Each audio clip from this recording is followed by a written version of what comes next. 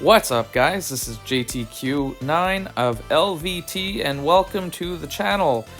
We have the Paragon Gauntlet, the Serpent and Destroyer Gauntlet this time. We'll kind of talk through a couple of the fights and strategies that worked for me. I did get through this itemless, and enjoyed it. It was a challenge in the sense that you still had to pay attention to what you're doing, but overall the fights weren't too bad. So in this one here, I have Kate Bishop against Squirrel Girl.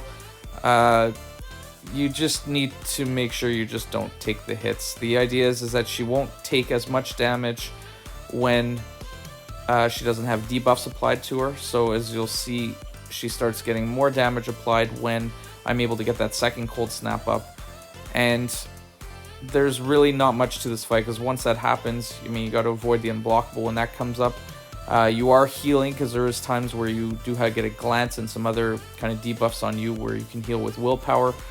And overall, really easy, straightforward fight, so nothing really to worry about with there. So with the second one, we have this Mangog. I elected to go with Bishop on this one only because I brought him in more or less as a backup. I was initially, when I did the initial quest, I had gone through with Kate and kind of applying the cold snaps to him and kind of melting him down as well.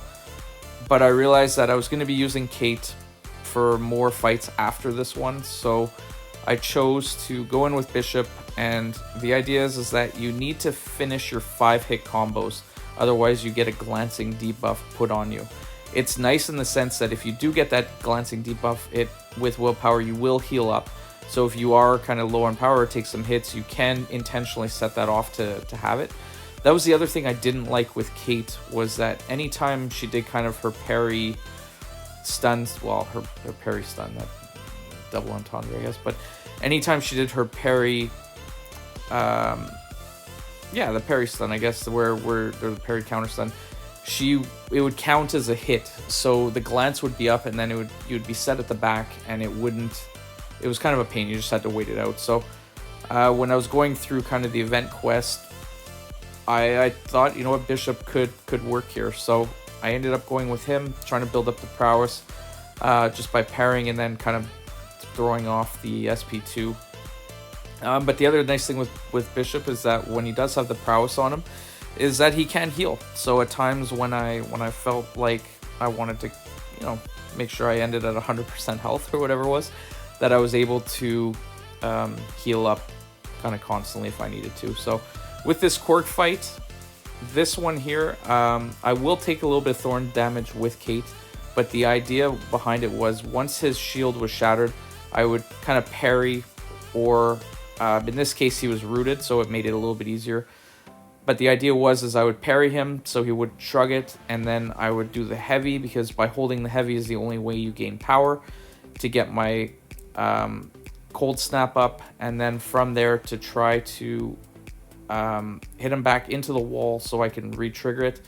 And if that's not the case, like what ended up happening here, I pushed him to an SP3, which was very silly, and somehow managed to avoid him not throwing it. So not the ideal situation having it, and I know once he kind of wakes up from being knocked down, you can throw the SP1 and it will act like an unblockable. So in that case, I got really lucky he didn't throw it, but you know what, it is what it is. We move on, and the strategy worked the number of times I did use it kind of throughout the event quest. So with this one here, you have the Odin.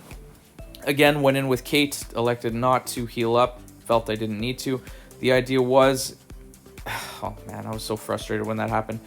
The idea was you steal a bar of power every 15 hits you take in your combo meter. So the idea is you just have to kind of keep building up to the 15, and then from there you're able to get your bar of power, then which allows you to throw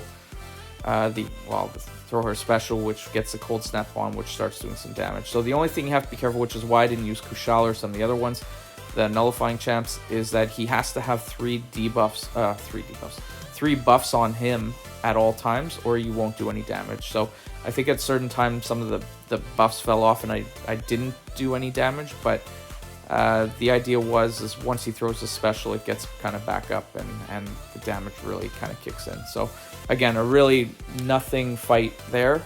Got through that, and we are heading on to the Destroyer. So with the Destroyer, with Kate, makes this fight really easy. So you just have to be careful of the falter, and he does throw the when he does charge at you, does have the unblockable, the unstoppable. So you have to be careful of that, but if you do hit into it like I did there, kind of by accident, it ends up going into a cooldown, so he doesn't end up shooting. So the idea is the SP1 is, in my opinion, the easiest one to evade. There's no real issues there.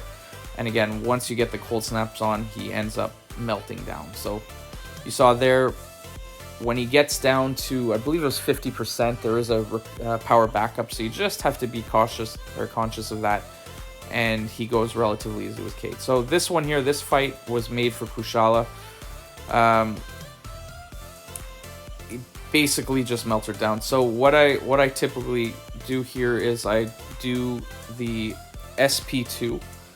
I build to that because I want to get the soul barb on, and then once the soul barb's on, as you can see, the damage is kind of happening. I will then push to the SP1. So the other thing I found, either special you could avoid relatively easy. I still ended up pushing to the SP2, and there, like, I made sure that I did parry, because once you do parry, you gain a Blessing of Wisdom, which allows you to block any of the unblockable attacks from a non-science champ. So in that case, they're just in case, and you actually regenerate from it too. But in that case there, I wanted to make sure that that I always kind of had that up when possible, and then letting the incinerates do its work. So overall, with the right champs, as you saw, the Gauntlet went down really, really quickly, which was nice.